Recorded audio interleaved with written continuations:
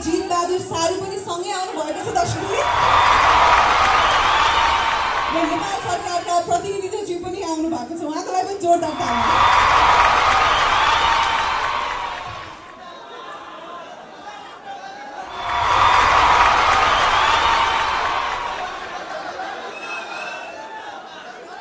Japan में बैठे मेरे प्यारे नेपाल के लेडियों जेंटलमैनों, निहोंजिन मिन्नासानो, भाइयों बुहारियों, दाजुओं भाउजों, कुछ दिन पहले मैं आपके नेपाल में गया था। उस बार नेपालियों ने मुझे स्वागत किया था, मोदी जिंदाबाद का नारा लगाया था।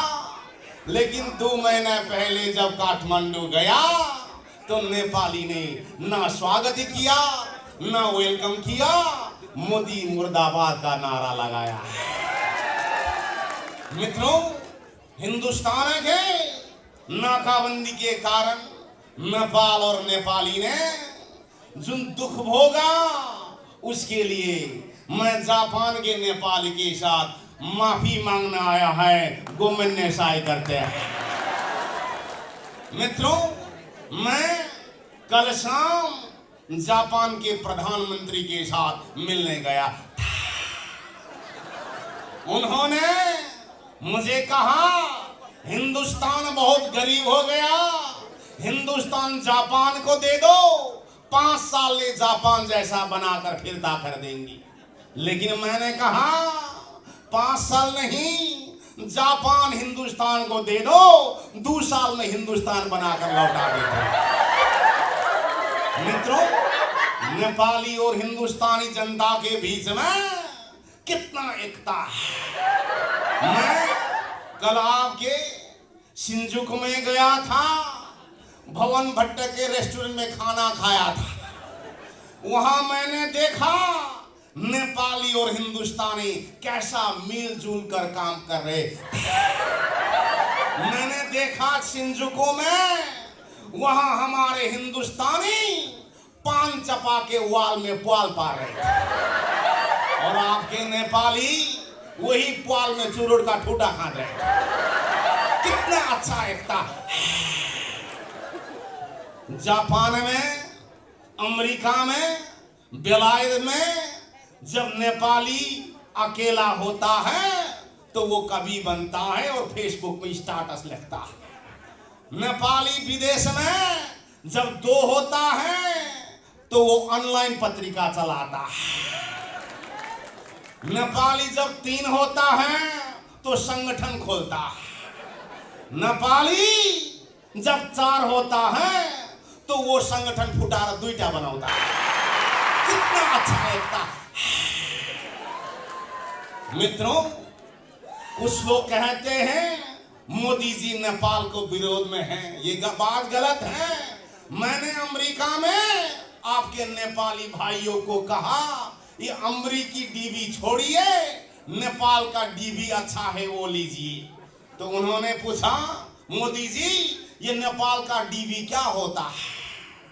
मैंने उनको कहा, नेपाल का डीबी यानी कि दाल भात होता है। मित्रों, पिज्जा खा के गीजा बिगाड़ने वालों, ध्यान से सुनना, दाल भात पावर 24 आवर होता है। इसीलिए अंत में मैं सारा नेपाली के साथ हिंदुस्तान की जनता की तरफ से माफ मांगना है।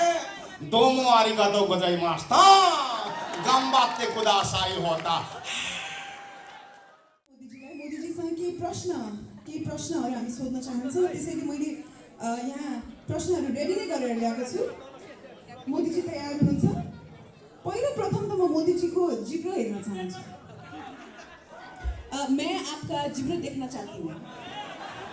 मैंने सुना था नेपाल के हीरोइन कोई हैंडसम जवान लड़का देखे तो उसको जीभ देखना चाहती है। मित्रों, मैं कोई शाहरुख खान नहीं हूं जो ऋचा के साथ जीप टकरा जाता है। अच्छा, आपका दिमाग खराब है। आपने क्या समझा? इतना कपाल आपका पूरा फुल गया है। हाँ, मैले त तपाईको कतिवटा जिब्रो छ भनेर पो सोधेको त। मैं कोई शेषनाग नहीं हूं जिसको हजारों जिब्रो होता है। मित्रों, मेरा जीव सिर्फ एक है। अंग्रेजी में टांग बोलता है और हिंदी में जीव। जब मैं जीव से बोलता हूं तो अजीब सा आवाज आता है, जब मैं टांग से बोलता हूं तो बेढंग हो जाता है। ठिकै छ। त्यसो भए भगवान बुद्धको जन्मस्थल काठमाडौँ गएर नेपाल है भन्ते हैं, फिर अमेरिका में गएर भारत है भन्ते हैं, बेलायत गएर फेरि भारतै है भन्ते हैं, जापान आएर इंडिया है भन्ते हैं। मेरे विचार में आपका 4वटा जिब्रो होना चाहिए। मित्रों, त्यसका बाद ये कहां से भविष्यवाणी कर रही है? आज के बाद नेता हूं मित्रों। नेता का काम जी बात करने से ताली पड़ता है, वही बोलना पड़ता है। इसीलिए मैं ये नेपाल के जनता के सामने ये फिर बात ताली खाने का एक डायलॉग बोल रहा हूं। आज के बाद किसी भारतीय ने बुद्ध का जन्म भारत में बोलेगा तो उसको कह देना, मेरे भाई, बुद्ध का जन्म भारत में नहीं, नरेंद्र मोदी का जन्म पर्वत जिला के मोदी खुला में हुआ था। तो उनको कह देना, मोदी खोला में माछा मारने वाला नरेंद्र बहादुर माझी का नाम ही नरेंद्र मोदी है। ताली त बजाइहाल्नुभयो दर्शक पनि, तर उहाँको कुरालाई पत्याइहाल्न चाहिँ अलिकति गाह्रो होला। टोकियोको भवन भट्ट र बलिउडकी आलिया भट्ट हस्बैंड वाइफ हो भनेर भन्न बेर छैन। एनीवे, मोदी जी, आप बहुत हेल्पफुल हैं, बहुत सहयोगी हैं, छिमेकी को बहुत प्यार करते हैं। आप नेपाल के अच्छे दोस्त हैं उल्टोपट्टिबाट। दर्शकहरू, अब हामी मोदीजीसँग दलो मित्र। इन्होंने कहा नेपाल के अच्छे दोस्त हैं। हम अच्छे दोस्त हैं। मित्रों, दोस्त 4 प्रकार का होता है। एक हेलो मित्र, जैसा नेपाल और अफ्रीका बीच के रिलेशन। दूसरा होता है चलो मित्र, जैसा चाइना और नेपाल के रिलेशन। तीसरा भलो मित्र, नेपाल और जापान के बीच का जैसा रिलेशन होता है। और चौथा दलो मित्र होता है, जो सिर्फ मित्र को दल में रखना चाहता है। अब हामी मोदीजीसँग, यानी कि दलो मित्रसँग हामी छोटो दोहोरी खेल्छौँ। गानों में ये गानों में सवाल जवाब होता है। मैं गाना गाती हूँ, आप उसका जवाब गाने में ही देना पड़ेगा आपको। ठीक है? रेडी है मोदी जी? ठीक है। चांद चांदनी से होती है, सितारों से नहीं। चांद चांदनी से होती है, सितारों से नहीं। प्रेम एक से होती है, हजारों से नहीं। क्या बनते हैं?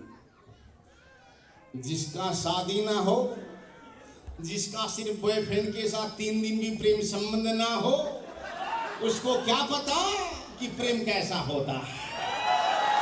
इन्होंने कहा चांद चांदनी से होती है, सितारों से नहीं। प्रेम एक से होती है, हजारों से नहीं। लेकिन याद रखना, अगर चांद चांदनी से होगी तो सितारों का क्या होगा? प्रेम एक से होगी तो हजारों का क्या होगा? वाह वाह वाह वाह। अर्को दोहोरी।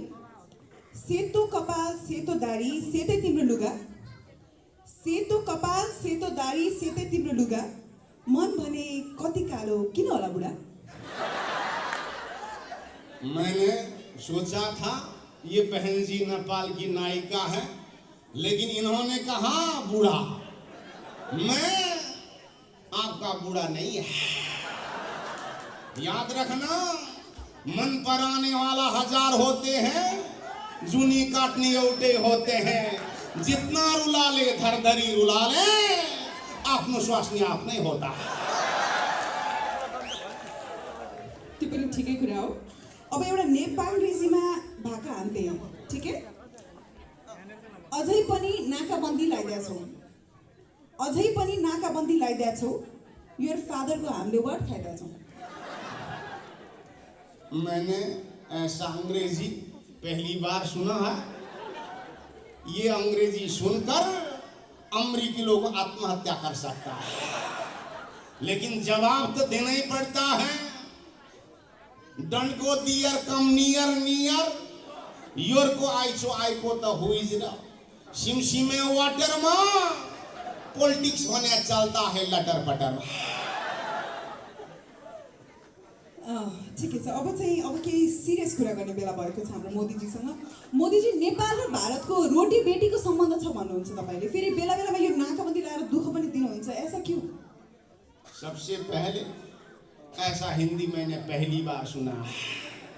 मुझे लग रहा है इनका हिंदी सुनकर भित्ता में टाऊ को ठोका जाए। नेपाल में हिंदुस्तान के विरोध में एक अफवाह फैली हुई है कि इंडिया ने नाकाबंदी लगाया। मित्रों, आपको समाचार में याद होगा हमने औषधि रोका था, आलू नहीं रोका था। हमने गैस रोका था, तराई में गैस नहीं रोका था।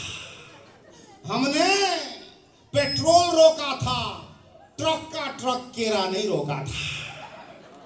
अनि केराले गाडी चल्छ त मोदीजी?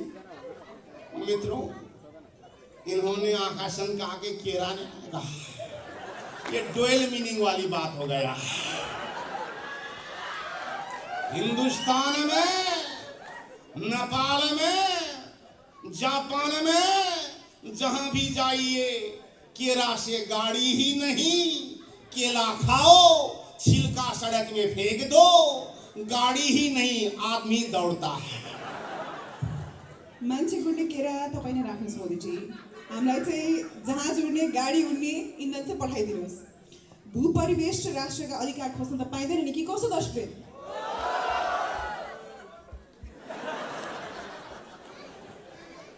यो प्रश्नको जवाब चाहिँ उहाँसँग छैन। छोटो छोटो गेम खेल्छौँ, चट्ट प्रश्न फट्ट जवाब। आपको क्या मन पड़ता है, चाइनीज या जापानीज? सबसे पहले मुझे ना तो चाइनीज ना तो जापानीज, मित्रों हमको तो सिर्फ नीज का बात मन पड़ता है। जापान को टोक्यो कि भारत को नया दिल्ली? यहाँ पॉकेटमारी नहीं है, फोहर नहीं है, पान चपा के भित्ता पुआल नहीं है, इसीलिए मेरा भारत महान होता है। बॉलीवुड की अनुष्का शर्मा की कॉलीवुड की ऋचा शर्मा? मैंने ऐसा फंसाने वाली लड़की पहली बार देखा। मेरा तपश्चर्या भंग होने की ट्राई कर रही है, इसीलिए मित्रों मैं यही बात कहना चाहता हूं, कॉलीवुड की अनुष्का हो या नेपाल की ऋचा हो, ये स्टेज में ठीक नहीं है। ये दोनों शर्मा है, इनको घर में भेजना चाहिए। अब के आपके घर में अब केही राजनीतिक प्रश्नहरू पनि मैं पूछ्न चाहती हूँ आपसे। मधेस आन्दोलन र मधेसी नेताहरूलाई भारतले उचालेको छ भन्ने आरोप छ नि, के भन्नुहुन्छ? मित्रों, हम कोई तुलो नहीं उसको उचाल देते हैं। मैंने आपके मधेश के नेताओं के बारे में कहा है, सबको मालूम है मैं शराबी नहीं, फिर भी आपका नेता बुलाए तो मैं तेरा बाबू क्या करना सकता। अनि बाबुराम भट्टराईले पनि उहाँको नयाँ शक्तिको लागि तपाईलाई सहयोग माग्नु भएको थियो। कल शाम बाबूराम जी ने मुझे फोन करके कहा, मोदी जी नेपाल में हम नया शक्ति को जन्म दे रहे हैं, आपका हेल्प चाहिए। मैंने कहा जन्माने के लिए हेल्प मांगना अच्छी बात नहीं है, इसीलिए ये मैं हेल्प नहीं कर सकता हूं। अगर मैंने हेल्प करने का स्वीकार भी किया तो जन्माने के लिए मुझे नहीं लगता कि आपकी बीवी मुझसे मान जाती है। अनि भर्खरै मात्र कांग्रेसका नेताहरू दिल्ली गएका थिए, क्या गोप्य बात हुआ आपसे? आपके सर बहादुर जी आए थे, 3 घंटा बात हुआ, 2.25 घंटा उन्होंने बहुत बात किया, लेकिन मैंने कुछ नहीं समझा कि उन्होंने क्या किया। इसीलिए अंत में मैंने उनको कहा, देवबा जी ये मुंह में पका हुआ आलू को खाकर मत बोलना। मोदी जी र हाम्रो प्रधानमन्त्री केपी ओलीको सम्बन्ध कैसा है? कल शाम केपी जी से बात हुई, उनको मैंने कहा मैं टोक्यो में हूँ, आपके दूतावास के कर्मचारी के साथ में हूँ, आप भी आइए, लेकिन उन्होंने कहा मैं नहीं आऊंगा। तो फिर मैंने ओली जी को एक गाना के साथ फकाने का ट्राई किया, उनको कहा देखिए मेरो जीवन बाट जाने भे जाओ, लेकिन अंतिम पलट भेट ना आओ। लेकिन आपके ओली ने कहा आगे आगे ओली को घोड़ा, पीछे पीछे मोदी जी लखर लखर होता। तपाईँको इन्टरभ्यूको अन्त्यतिर आइपुगेका छौँ। के व्यक्तिगत सवाल म गर्न चाहती हूँ आपसे। रिसाउन चाहिँ रिसाउन पाउँदैन नि? नहीं रिसाऊता। ये आप बोल्दाखेरि करते हैं, ये क्या आप पूर्व जन्म में सांप थे क्या? जो आदमी भगुत्ता जैसी हो वो दूसरों को सांप देखती है। मित्रों, ना तो मैं सांप था, ना तो मैं भगुत्ता था, नेता हूं। भाषण करने से पहले ऐसा लगता है भाषण खट्टा हो, मीठा हो, चटपटा हो, इसीलिए भाषण करने से पहले मैं डल्ले खोर्सानी खाकर जाता। अनि आप बोल्दाखेरि आप दुईटा औँला यसो गर्दैन? ये सेल्फी क्रेजी है क्या है? हम सेल्फी क्रेजी नहीं है। हम ऐसा क्यों करते हैं? क्योंकि हम पूर्वीय संस्कृति वाले हैं। हमारे पूर्वीय संस्कृति में एक उंगली दिखाना अच्छी बात नहीं है, इसलिए 2 दिखाते हैं। Fair enough. अनि हमारे जीत बहादुर को धर्मपुत्र कहते हैं आप। ये पुत्र भी धर्म और पाप ऐसा कुछ होता है क्या? जिसका शादी ना हो, जिसका छोरा छोरी ना हो, उसको क्या पता कि पुत्र कैसा होता है। एक बार शादी करके देखना, उसके बाद पुत्र पता होता है। मित्रों, हमारे पूर्वीय संस्कृति में पुत्र 4 प्रकार का होता है। एक धर्म पुत्र, जो पुत्र नहीं भात पका के खिलाता है। दूसरा कर्म पुत्र, जो कर्म से पुत्र है लेकिन जन्म से नहीं है। तीसरा गरम पुत्र, जो माँ बाप जब पैसा मांगे नेपाल से तो खाली झगड़ा करता है, पैसा विदेशी गर्लफ्रेंड को खिलाता है। और चौथा होता है शर्म पुत्र, जो गाड़ी बाप का उड़ाता है और पत्नी दूसरों का उड़ाता है। अनि पुत्रीहरूको बारेमा चाहिँ के छ तपाईको भनाइ? टोक्यो में मैंने 4 प्रकार की पुत्री देखा। एक है सदा सुखी, जिसका शादी ना हो, माँ बाप के साथ हो। और दूसरी चंद्रमुखी, जिसका बॉयफ्रेंड हो।